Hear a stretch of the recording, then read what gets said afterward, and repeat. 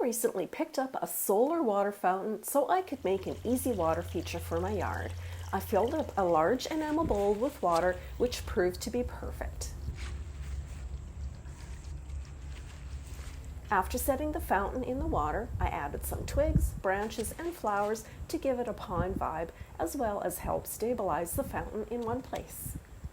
I just placed branches from vines, a branch from an evergreen tree, and flower petals from nearby planters to tie it all in together.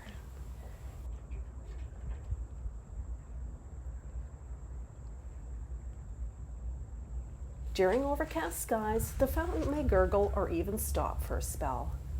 But even a barely babbling brook sounds enticing.